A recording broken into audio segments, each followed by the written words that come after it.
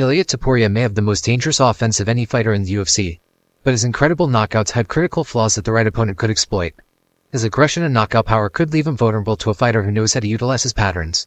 In this video, we'll dissect Tapuria's weaknesses and break down how a fighter could leave him out cold, just like his own past victims. If you like deep fighter analysis, make sure to subscribe and hit the notification bell so you don't miss videos like this. Tapuria has two main weapons, his right overhand and left hook.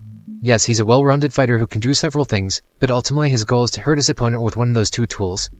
In combos, he typically throws the overhand and then the hook, but occasionally hook then overhand. He uses a lot of his body weight committing to each hook and overhand with full intention of knocking his opponent out.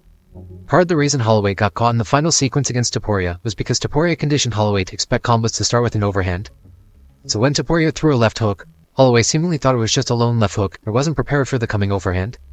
Tapuria is best at landing his tools when his opponents are against or near the fence.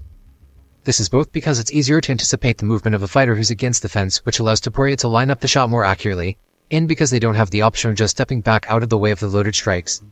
While he will use the same strikes out in the open both to initiate or to counter, he typically isn't able to land as cleanly and therefore doesn't do as much devastating immediate damage. While the commitment to these two weapons has made Tapuria a deadly specialist, relying on just two weapons allows disciplined fighters to anticipate his attacks.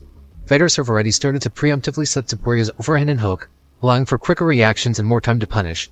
While Tapuria has great defense on the outside, when he commits to striking, he has only one thing on his mind: lands a knockout punch at all costs. Due to the reckless aggression, he's very open to eating shots as he comes in.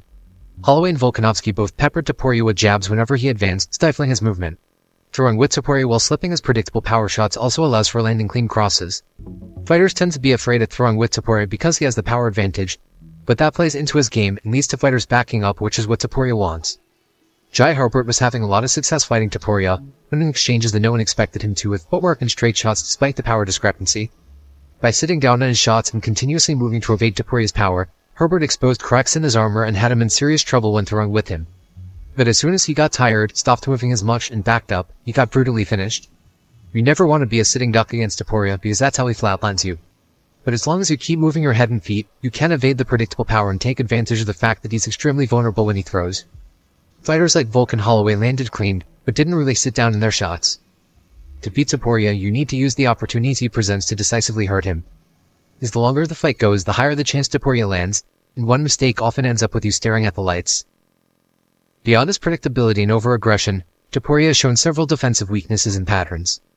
The most glaring weakness in Tapuria's game is his kick defense. Tapuria rarely defends low and body kicks. He gets away with this in part because he ends fights early, making the cumulative impact of kicks inconsequential, but also because he hasn't fought a power kicker. Volkanovski has great technical kicks, but nothing like Prem Barboza crushing her liver with his spinning back kick. In Tapuria's most recent fight, Holloway was able to land several oblique kicks and draw a stagger out of Tapuria. As Tapuria doesn't punish low and body kicks, there's no real downside to throwing them. Tapuria also has a very risky head kick defense. He often blocks with just one hand, which means that a head kick thrown with enough power or one that wraps around the head can still do considerable damage. This happened when he fought Goncalves in his last fight before entering the UFC and he got dropped badly. Just like you can land other strikes on Tapuria when he throws, the head kick is open as well. Herbert evaded the left hook and landed a head kick as Tapuria was loading to throw his overhand.